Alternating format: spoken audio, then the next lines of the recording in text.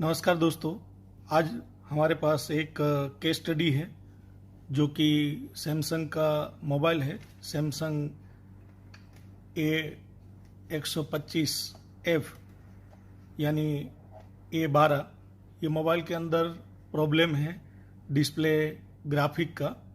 इसमें मोबाइल के अंदर जब ऑन करते हैं तो डिस्प्ले पे ना ग्राफिक आ रहा है ना इसके अंदर लाइट आ रही है, जबकि मोबाइल पूरा ऑन है। और मुझे ये मोबाइल एक टेक्नीशियन ने दिया हुआ है। जब मुझे ये मोबाइल दिया हुआ था तब मैंने इसके अंदर चेक किया तो इस मोबाइल के अंदर इसमें लगी हुई पावर आईसी, उसमें लगा सीपीयू, ये सब पे कोई टेक्नीशियन ने इससे पहले भी काम किया हुआ है। तो किस प्रॉब्लम के लिए इसमें काम किया गया है वो मुझे आइडिया नहीं है। शायद ये प्रॉब्लम के लिए किया हो या कोई दूसरा प्रॉब्लम के लिए।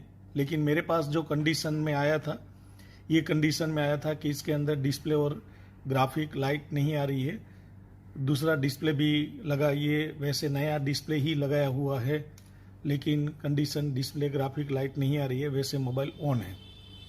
और मोबाइल के अंदर जो डिस्प्ले के ऊपर जब मैंने इसके अंदर जितनी भी डिस्प्ले ग्राफिक बनने के लिए जो रिक्वायरमेंट होती है वो जब मैंने इसके अंदर चेक किया तो सामने मुझे एक फॉल्ट आया। तो सोचा कि आपके लिए भी इस तरह से एक केस स्टडी बना दिया जाए ताकि आपके पास ऐसे मोबाइल कभी आए या इसके रिलेटिव कोई और दूसरा ऐसे कोई मोबाइल आए तो डिस्प्ले के प्रॉब्लम में आपको कैसे इसको स्टेप बाय स्टेप चेक करना होता है, क्या क्या इसका जवाबदार होती है चीज़ें, वो आप चेक अच्छे से कर पाए। तो जब मैंने इसके अंदर चेक किया तो ये चेक किया कि ग्राफिक बनने के लिए आप सब लोगों को पता ही होगा कि सबसे पहले तो हमें वोल्टेज लाइनें ओके करनी होती है। तो टीएफटी डिस्प्ले में, इस मोबाइल के अंदर टीएफटी डिस्प्ले है जिसके अंदर 1.8 वोल्टेज, -5, +5 यानी VSN VSP, और उसके बाद reset, MIPI line, ID line, ये सारा चीज़ें हमें पहले कूल टेस्टिंग GR से चेक करना होता है। तो मैंने इसके अंदर कूल टेस्टिंग जब GR इसका चेक किया तो -5 +5 वोल्टेज का GR तो सही था, लेकिन इसके अंदर जो 1.8 वोल्टेज लाइन है उसका GR है वो थोड़ा डिफरेंस दिखने को मिला। जो होना चाहिए वैसा नहीं है, थोड़ा हाई वैल्यू मिला। तो मुझे इसके ऊपर थोड़ा डाउट गया। उसके बाद मैंने इसको जब चेक किया कि वहाँ 1.8 वोल्टेज आ रहा है कि नहीं, तो इसमें यहाँ 1.8 वोल्टेज नहीं आ रहा है। दूसरा चीज़ कि इसमें -5 +5 वोल्टेज भी नहीं आता है, जबकि ऐसा नहीं है कि -5 +5 वोल्टेज नहीं आता है।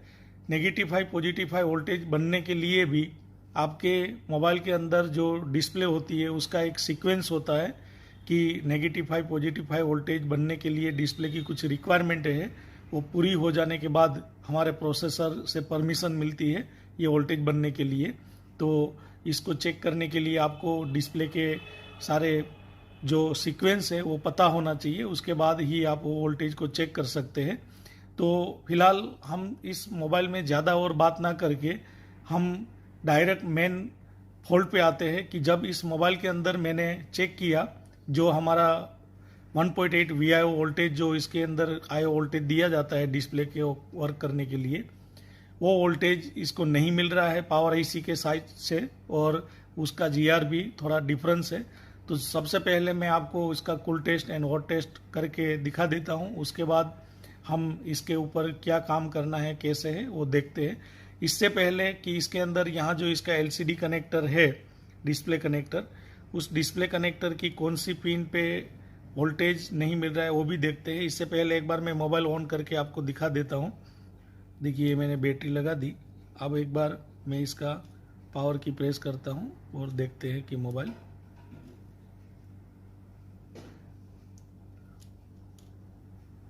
में ग्राफिक आ रहा है कि नहीं। ये मैंने पावर की प्रेस किया है, वाइब्रेट हुआ, मुझे महसूस हुआ, लेकिन आप देख सकते हो डिस्प्ले पे यहाँ ना ग्राफिक है और इसके अंदर इसमें लाइट भी नहीं है। एक बार मैं यहाँ टॉर्च लाइट भी इसमें लगा के बता देता हूँ। देखिए, इसमें कोई भी टाइप का ना ग्राफिक है, ना इसके अंदर लाइट आ रही, जबकि मोबाइल पूरा ऑन हो गया है। देख सकते हो इसमें ग्राफिक नहीं है। तो इस तरह से इसमें ग्राफिक नहीं है। और इस मोबाइल के अंदर जब ग्राफिक नहीं आता है तो ये जो इसका LCD कनेक्टर है, इस डिस्प्ले कनेक्टर में इसमें -5, +5, VSN, VSP ये सब हमें चेक करना होता है। तो चलिए एक बार हम स्केमेटिक डायग्राम में देखते हैं कि इसके अंदर इस डिस्प्ले कनेक्टर में कौन सी पिन पे -5, +5, VSN, VSP है। तो उसके बाद हम इसके अंदर आगे देखते हैं। देखिए, ये मोबाइल के अंदर बहुत सारे मोबाइल जो है इसका डिस्प्ले कनेक्टर सेम होता है, जैसे M12, A12 ये सब डिस्प्ले एक जैसा ही होता है। जैसे इस डिस्प्ले कनेक्टर पे, इस डिस्प्ले बेल्ट पे आप देखिए, इसमें M127F लिखा है, फिर यहाँ A125P लिखा है, और ये M32 और M27 ये भी सब लिखा हुआ है। इसलिए 2-3 मॉडल का इसका LCD कनेक्टर एक ही होता है। उसके डायग्राम को भी फॉलो कर सकते हैं, लेकिन यहाँ हम प्रॉपर ये जो मॉडल है A125 उसका ही डायग्राम ओपन करके पहले एक बार इसको इस कनेक्टर के ऊपर किस तरह से वायरिंग है ये पहले देख लेते हैं। तो ये देखिए, ये हमारा सैमसंग A12 A125 जो है वो मोबाइल का ये B2B कनेक्टर है। इस B2B कनेक्टर के अंदर यहाँ से आप देखिए 1 नंबर, इधर 2 नंबर, ऐसे करके इसके अंदर लास्ट में यहाँ 77 और यहाँ 78 इसके इतने पिन हैं। अब इसके अंदर जो हमारे डिस्प्ले के अंदर जो मैं बात कर रहा था कि 1.8 वोल्टेज इसमें मैंने चेक किया था, इसका 66 नंबर का जो पिन है ये इसका IO वोल्टेज है, 1.8 वोल्टेज की सप्लाई। यहाँ VDD LCD 1.8 वोल्टेज इसको दिया गया है। यहाँ मैंने जब चेक किया तो उसका GR है वो थोड़ा डिफरेंस है, मतलब हाई मिल रहा है और वोल्टेज वहाँ नहीं मिल रहा है। दूसरा, इसके अंदर आप अगर इसका -5 +5 चेक करोगे तो देखिए यहाँ लिखा है VSN -5.9 वोल्टेज, और इसका VSP जो वोल्टेज है वो आपको इस साइड मिलेगा। देखिए VSP 5.9 यानी करीब करीब 6 वोल्टेज। तो इसका 47 नंबर की पिन पे इसका VSP है, जबकि इसी LCD कनेक्टर के अंदर 52 नंबर की पिन है, उसका VSN है। तो ये सब तो GR उसका ओके था, लेकिन मेन बात ये है कि इसके अंदर 66 नंबर की पिन है जिसका GR 250, 300, करीब करीब 250 से 500, 600 के बीच में होना चाहिए। लेकिन यहाँ करीब करीब मैंने चेक किया 2000 के करीब करीब GR था। एक बार ये लाइन कहाँ से आ रही है वो हम देखते हैं। देखिए, तो इसको जब इस तरह से पेस्ट करके जब नेक्स्ट देंगे तो ये लाइन एक तो यहाँ आ रही है जो हमारे टच पैड की लाइन है उसका पुल अप रजिस्टर पे, दूसरा भी उसका टच पैड टा करके जो लाइन है उसके ऊपर भी पुल अप किया गया है। जबकि नेक्स्ट देते हैं तो ये वोल्टेज हमारे यहाँ एक कैप ग्राउंड किया गया है, और ये हमारी मेन पावर IC है। इसमें पावर IC 6357 है। देखिए, इसका जो मेन पावर IC है वो कौन सा है, देखिए MT के बेस पे है, ये 6357 CRV ये देख सकते हैं। तो ये IC, इस IC की ये 17 नंबर की पिन पे ये वोल्टेज आउटपुट लिया गया है। V कैमरा IO करके ये वोल्टेज है। तो ये जो वोल्टेज है ये प्रोग्रामेबल वोल्टेज होता है, यानी ये सीक्वेंस में नहीं आता है ये वोल्टेज। तो ये वोल्टेज आने के लिए भी आपका डिस्प्ले का लगा होना ज़रूरी है। तो जब मैंने इसको चेक किया था तब यहाँ मुझे इसके अंदर वोल्टेज नहीं मिला, और दूसरा चीज़ यहाँ का GR भी इसमें हाई वैल्यू मिल रहा है। GR हाई इसलिए है, देखिए कि ये लाइन में अभी इसमें पुल अप रजिस्टर 4.7K का इसमें लगाया है टच पैड INT लाइन पे। तो टच पैड INT लाइन आपको पता ही है कि ये लाइन हमारे प्रोसेसर से कनेक्ट होती है। तो यहाँ का GR अगर 500 होगा तो फिर इसके अंदर 4.7K का इतना हाई वैल्यू का रजिस्टर है, तो उस साइड बहुत हाई यानी 2 1000 से प्लस रीडिंग वहाँ हो जाती है। तो करीब करीब ये जो मुझे GR मिला था ये कहीं ना कहीं इसका INT लाइन से मिला हुआ है। तो कहने का मतलब इस लाइन में GR ओपन वैल्यू जैसा मिल रहा है तो कहीं ना कहीं हमारी पावर IC से ये लाइन जो है वो ओपन होगा, ऐसा सामने हम मान सकते हैं। देखिए मैंने बस इतना ही चेक किया था, इसका GR इसका वोल्टेज, उसके अलावा कुछ चेक नहीं किया। सोचा कि आपके लिए केस स्टडी बना दिया जाए। तो चलिए हम एक बार ये LCD कनेक्टर जो हमारा है इसके अंदर इसका जो पिन है उसके ऊपर एक बार मैं आपको GR बता देता हूँ कि कितना GR आ रहा है। उसके बाद एक बार वोल्टेज भी चेक कर लेते हैं। इसका GR चेक करने के लिए देखिए इसका जो पॉइंट है 1 नंबर, इस जगह से इसका नॉच पॉइंट दिया है तो यहाँ 1 नंबर है, उधर 2 नंबर, ऐसे करके हमें जो चेक करना है। तो इस तरह से LCD कनेक्टर जो हमारा है B2B कनेक्टर, इस कनेक्टर की ये पिन नंबर 66 नंबर, मतलब 66 नंबर का मतलब इधर से अगर काउंट करें तो ये 1 2 3 4 5 6 7 नंबर का पिन इस तरह से होता है। यानी कि अगर इसके अंदर ऊपर से 7 नंबर होगा, यहाँ 1 नंबर है तो यहाँ 66 नंबर का पिन, यहाँ से 7 नंबर अगर इस साइड से काउंट करेंगे तो हमें मिल जाएगा। तो चलिए हम एक बार इसका GR कुल टेस्टिंग और टेस्टिंग कर लेते हैं, उसके बाद आगे इसके अंदर देखते हैं। तो इसके लिए देखिए हमारा जो ये मोबाइल है उसके अंदर इसका जो डिस्प्ले कनेक्टर है, यहाँ इस LCD कनेक्टर की 7 नंबर की पिन का मतलब इस साइड से हम काउंट करेंगे 7 नंबर, उसका GR चेक करते हैं। देखिए तो उसके लिए सबसे पहले हमें मल्टीमीटर को डायोड मोड में सेट करना है। अब हम एक बार हमारे मल्टीमीटर के अंदर इसका रीडिंग लेते हैं। इसके लिए मीटर का एक प्रोब, रेड प्रोब है, ग्राउंड करना है, ब्लैक प्रोब से चेक करना है। ये इसका 1 नंबर 2 नंबर, ये 1 number 2 number 3 number 4 number 5 number 6 number 7 number, ये इसका 7 नंबर का पिन है। 2.479 रीडिंग आ रहा है, ये देख सकते हो। ये रीडिंग इतना हाई LDO का रीडिंग नहीं होना चाहिए, देखिए। और ये वोल्टेज हमारी पावर IC से सीधा इधर आता है, बीच में बस इसके टच पैड के 2 लाइन के अंदर उसको पुल अप किया गया है। तो ये रीडिंग जो आ रहा है वो कहीं ना कहीं हमारी टच पैड की जो INT लाइन पे 4.7K का रजिस्टर है वहाँ से आ रहा है। इसका मतलब ये है कि हमारी जो मेन पावर IC है, इस पावर IC से ये लाइन है वो कहीं ना कहीं ये ओपन होने से इस तरह से ये रीडिंग आता होता है। और हमारे मोबाइल के अंदर ये जो रीडिंग अगर इतना हाई है तो यहाँ आप वोल्टेज चेक करोगे तो वोल्टेज भी आपको यहाँ नहीं मिलेगा। जब आप इसको मोबाइल को ऑन करके यहाँ 1.8 वोल्टेज चेक करोगे तो जब मैंने चेक किया था तो यहाँ कोई भी टाइप की वोल्टेज मुझे नहीं मिली थी।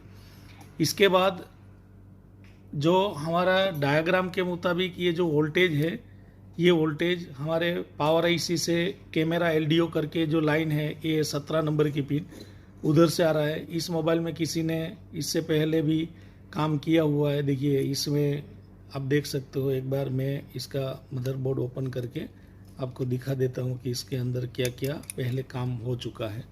तो देखिए इसके अंदर पावर IC पे भी काम किया हुआ है ऐसा लग रहा है, देखिए। और दूसरा इस साइड से इसका जो प्रोसेसर है उसको भी रिवोल्व किया हुआ है। अब कौन से पोर्ट के लिए क्या किया है वो आइडिया नहीं है, बस काम किया हुआ है ऐसा लग रहा है। तो इसमें अभी क्या है कि यहाँ जो वोल्टेज नहीं आ रहा है उसका और इसका GR से ही पता चलता है कि ये लाइन है कहीं ना कहीं पावर IC से ओपन है, क्योंकि पावर IC से यहाँ तक अगर लाइन ओके होती तो इसका GR इतना हाई नहीं होना चाहिए। और ये GR आ रहा है तो उसका मतलब कहीं ना कहीं पुल अप से है। तो इस लाइन के अंदर जो ग्राउंड किया हुआ फिल्टर कैप होता है, एक फिल्टर कैप इसके अंदर इस साइड कंपनी ने बताया हुआ है डायग्राम में, आप जब देखोगे तो ये, और एक कैप जो इस साइड आपको NC पॉइंट दिखाई दे रहा है ये वाला, यहाँ इसका ये कैप है, मतलब 7 नंबर का पिन है, उस कैप से आपको कंटिन्यू मिल जाएगा। देखिए मैं एक बार आपको कंटिन्यूटी चेक करके दिखा देता हूँ। ये आईसी की ये कनेक्टर जो है वहाँ से इस आईसी का 7 नंबर, 1 2 3 4 5 6 7 नंबर, और यहाँ ये पिन।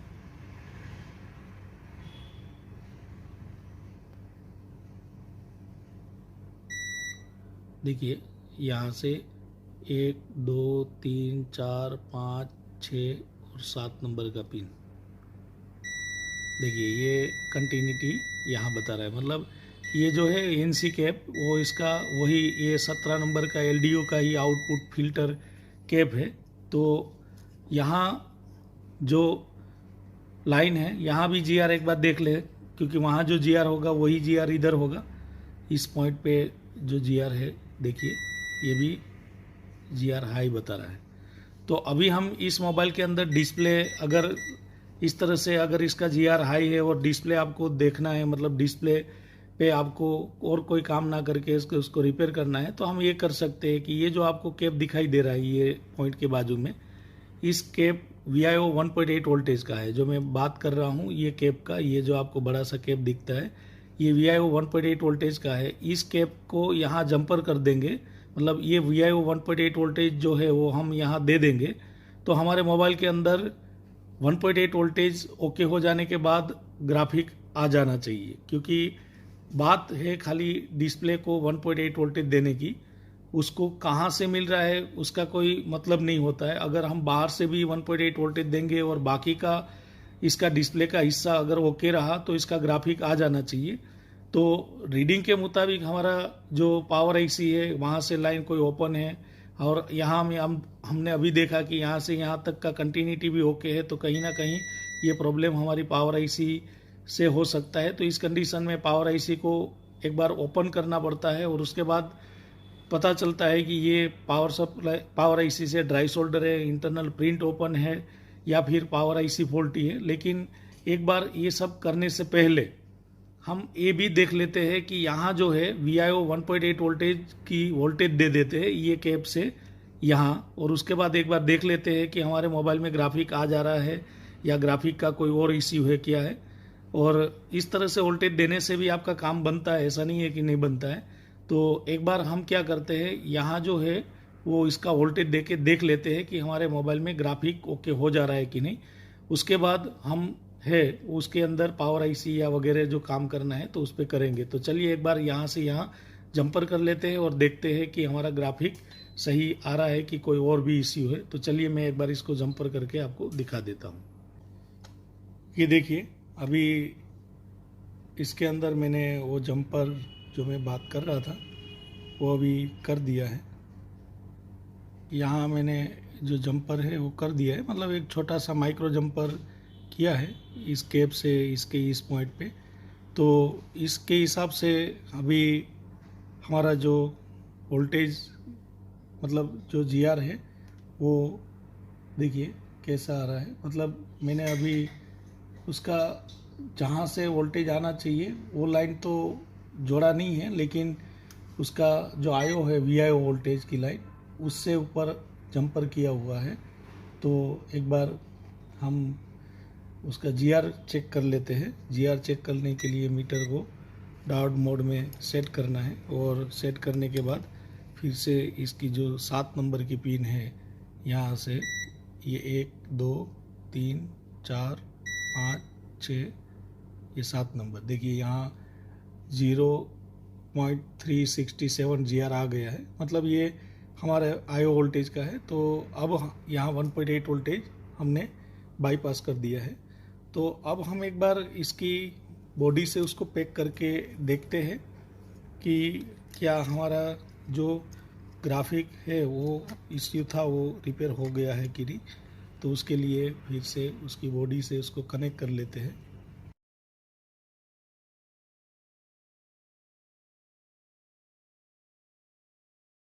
ये देखिए इसको मैंने कनेक्ट कर लिया है। अब एक बार हम इसका पावर की प्रेस करके देखते हैं। बैटरी अभी लगा दिया है।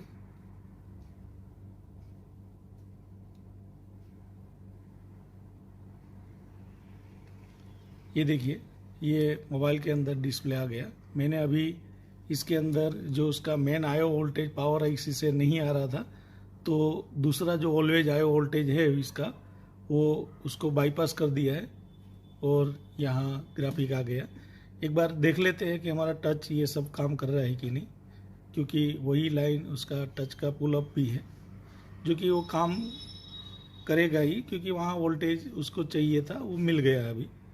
एक बार पूरा ऑन होने देते हैं, उसके बाद देखते हैं क्या होता है। ये देखिए मोबाइल अभी ऑन हो चुका है।